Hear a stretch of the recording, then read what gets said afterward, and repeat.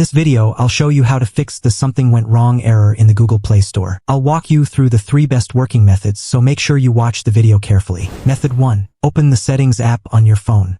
In Settings, tap Apps or App Management. From the app list, open Google Play Store. Tap Storage or Storage and Cache. First, tap Clear Cache. After that, tap Clear Data or Clear Storage. Now open the Google Play Store again and check if the error is gone. Method 2. Open the Settings app on your phone. In Settings, use the search bar to search for date and time. Open the Date and Time settings. Open the Date and Time settings. Turn on Automatic Date and Time. Also turn on Automatic Time Zone. Now open the Google Play Store again and check if it's working. Method 3. First, make sure your internet connection is working properly. If you're using Wi-Fi, turn it off and switch to mobile data. If you're using mobile data, switch to Wi-Fi instead.